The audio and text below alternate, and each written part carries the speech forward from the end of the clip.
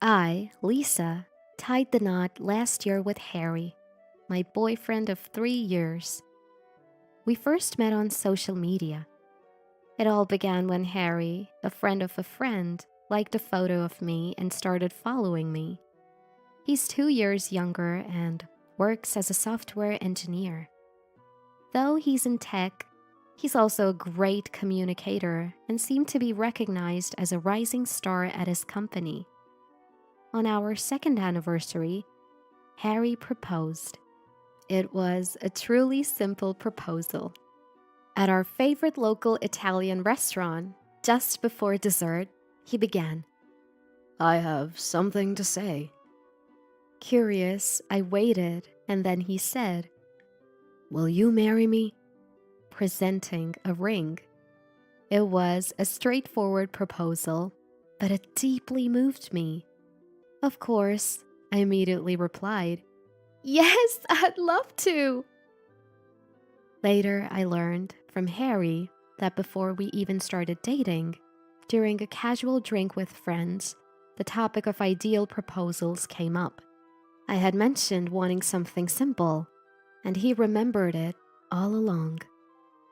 Afterwards, we held our engagement party at a hotel in New York. That's when I first met Harry's family.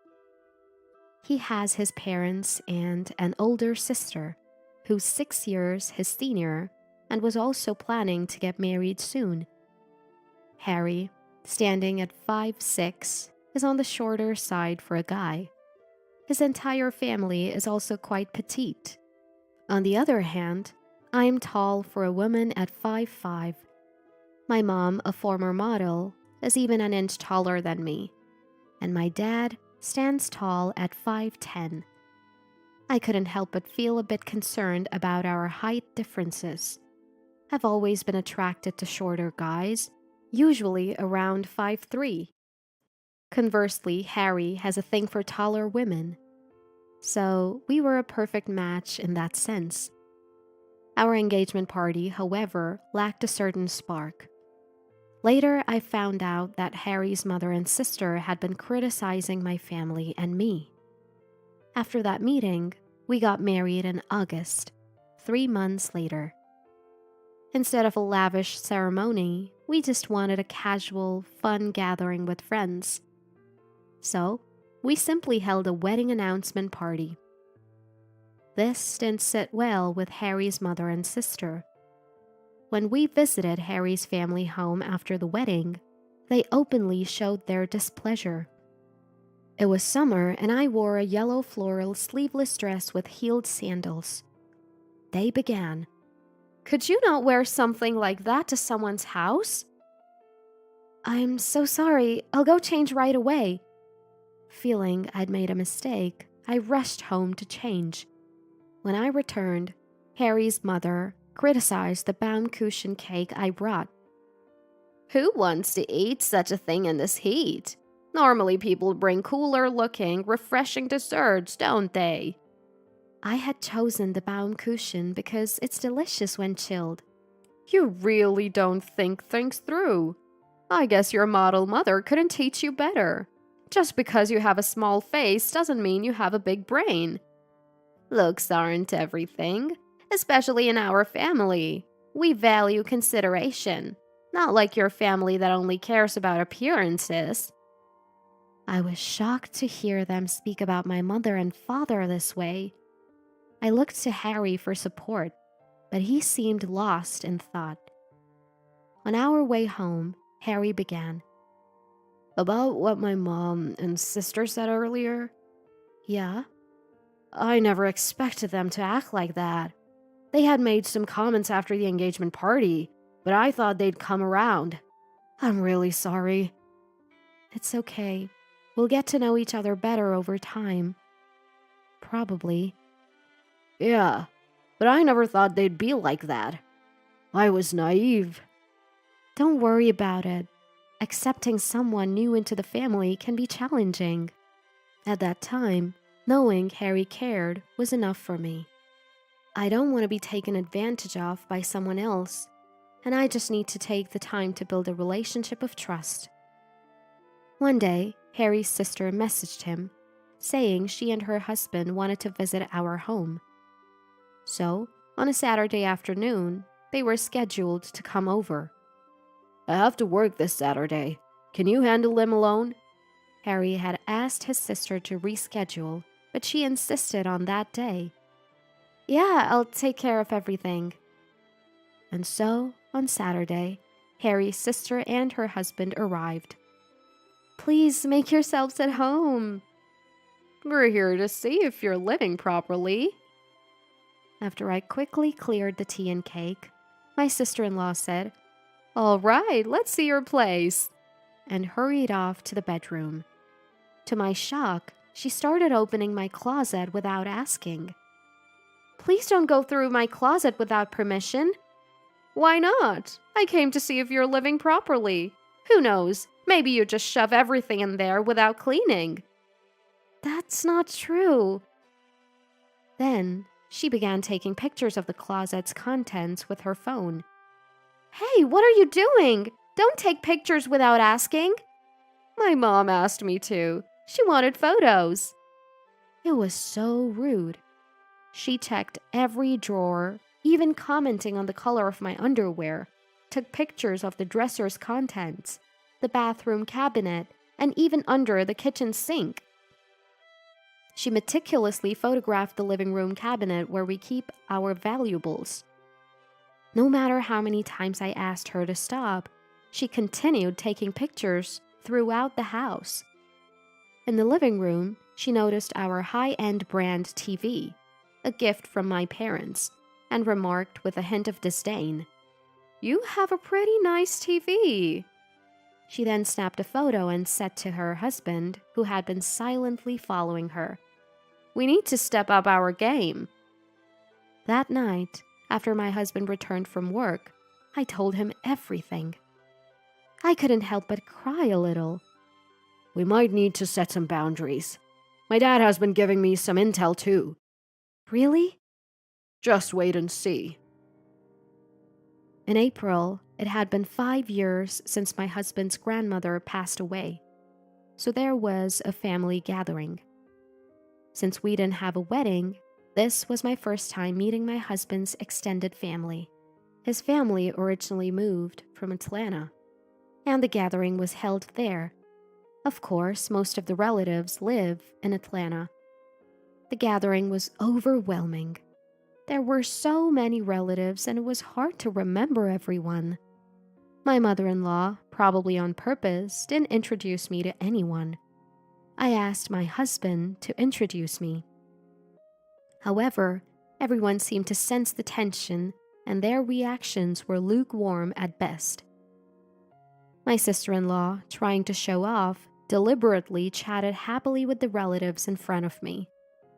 When I looked lost, she swooped in and said, "She's so clueless. All she cares about is her looks." "Come on, help out." My mother-in-law joined in, treating me as the clueless daughter-in-law. Time passed, and my relationship with my mother-in-law and sister-in-law showed no signs of improving. One day, in early fall, my mother-in-law suggested a family trip. She wanted to go to Boston since the Acela Express passed through there. Everyone agreed, and it was decided that my father-in-law, mother-in-law, sister-in-law, husband, and I would go. My brother-in-law couldn't join due to work. I was looking forward to the trip in September, when the weather was cooler. However, I was worried about being harassed by my mother-in-law and sister-in-law during the trip. But this time, my husband would be with me. I had never been to Boston, so I was excited. We planned to use a long weekend for the trip. On the day, while my husband and father-in-law were buying snacks, my mother-in-law suddenly said, "Oh no, I think I left my glasses at the cafe we were at earlier." "The cafe upstairs?" "Yes. Can you go get them?" Which store is that?" "Isn't there an area on the second floor where there are several stores lined up? It's a self-service cafe over there." "But our train is leaving soon, isn't it?" That's why I'm asking you to hurry. But do you expect me to go through the trip without my glasses? I didn't mean. Just go! Reluctantly, I ran off to find her glasses. There's no way I'd make it back in time for the train. I ran as fast as I could. We've got the snacks. Let's hurry. Let's go. Where's Lisa? She said she needed the restroom and went ahead. All right, let's hurry then. By the time I returned from the cafe on the second floor, having confirmed there were no forgotten glasses, the Ursula Express had already departed. I knew it. From the start, my mother-in-law and sister-in-law had planned to leave me behind. On second thoughts, as I was processing this, my mother-in-law called. "We've already left," she said, her voice dripping with glee. But I retorted, "Yes, I'm aware. Take care." What? What did she say? From the other end, I could hear my sister-in-law. She's acting tough, saying take care or something. Poor thing, left behind and still trying to act strong. Just before the call ended, I overheard my husband and father-in-law saying they were going to the restroom. About 20 minutes later, the Ursula Express arrived at New London Station. Where are the guys? They're taking a while. Maybe they stopped for a beer. In reality, my husband and father-in-law had gotten off the train. Unbeknownst to my mother-in-law and sister-in-law, they returned to Metro Park Station, paid for round-trip tickets, and met up with me. Our real destination for this trip was Washington, D.C. My father-in-law had informed me of the scheme my mother-in-law and sister-in-law had planned. He was furious at their constant harassment. He once confronted them, saying, "Enough of this nonsense. Lisa is a good person and important to Harry." But they dismissed it. Dad, you're just blinded by her looks. Men are so easily deceived. They didn't even try to listen to their father-in-law's opinion. Their ill intentions continued, and my father-in-law decided a harsh lesson was needed. So, he and my husband hatched a plan to leave them behind instead. On the contrary, my plan is to leave my mother-in-law and sister-in-law behind. Thus, my mother-in-law and sister-in-law were left on the Ursula Express, likely not realizing until they reached Boston. They probably didn't bring much money, expecting my father-in-law to cover all expenses. My mother-in-law and sister-in-law were in for a tough time. They had no hotel to stay in. My husband had taken care of the travel arrangements, and he had canceled the Boston hotel reservation the day after booking it. With little cash on hand, my mother-in-law and sister-in-law were definitely in a bind. They won't get it unless we teach them a lesson like this. They're adults. They'll find their way back somehow. My father-in-law, my husband, and I enjoyed some snacks we just bought on the Ursula Express heading to Washington. Yes, the two of them going to buy snacks was actually part of our plan. We arrived in Washington before evening. Throughout the journey, there were several messages from my mother-in-law and sister-in-law to my father-in-law and husband, but both of them ignored them completely. The three of us thoroughly enjoyed Washington. It's more fun without those two. I was trying not to say that. Both Harry and my father-in-law were in high spirits, making such comments. We had a relaxed trip without cramming too much sightseeing. Meanwhile, the mother-in-law and sister-in-law, who were left behind on the Ursula Express, they got off at Boston South Station and waited for my father-in-law and husband, but they never showed up. They realized something was off, but it was too late. They frantically messaged my father-in-law and husband, but there was no response since they had decided to ignore them. They finally realized they had been left behind and headed to the hotel. But the hotel reservation had been canceled the day before. They went to the nearest restaurant and checked how much money they had.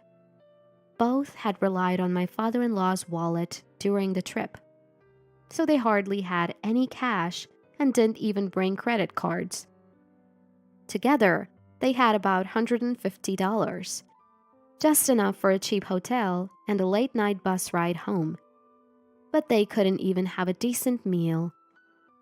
They tried to book a bus for that night, but it was already full.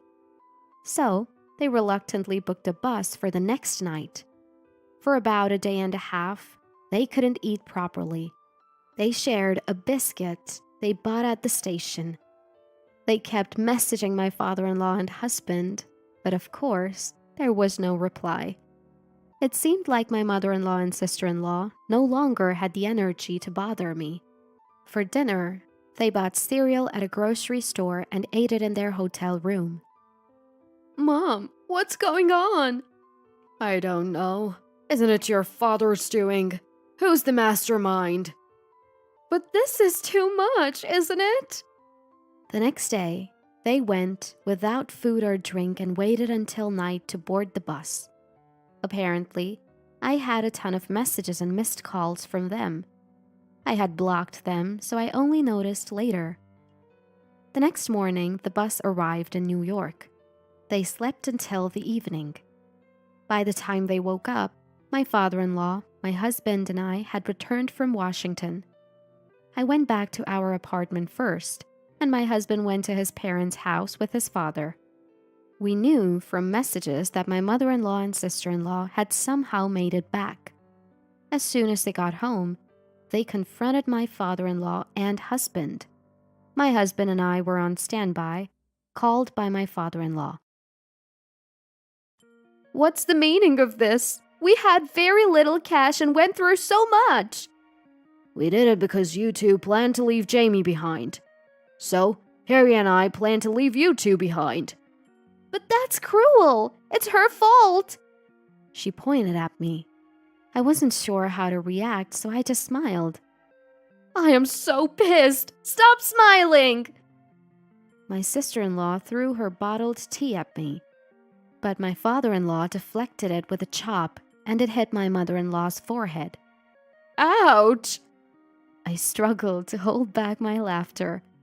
"Haven't you two learned your lesson?" My father-in-law shouted. "Mom, sis, stop this. It's embarrassing."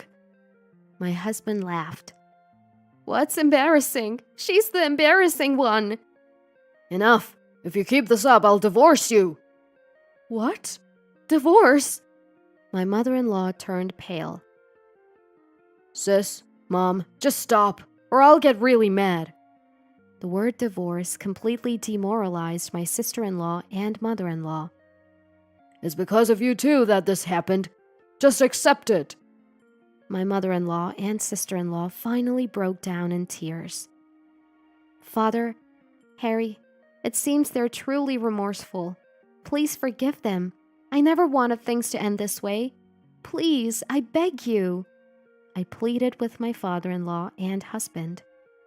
"Jamie, we're so sorry." And there, my mother-in-law and sister-in-law vowed never to harass me again and apologized for everything they had done. Thanks to me, talks of divorce and disownment were off the table. Little did they know, this was all part of my plan. The one who seemed the most excited when we hatched this plan was my father-in-law. But that's a secret. Half a year has passed since then. Recently, both my mother-in-law and sister-in-law have started treating me normally. Now, the three of us even go shopping and visit cafes together. I finally felt accepted as a part of the family. Next year, I hope to go on a Boston trip with the entire family. This time, without any hitches.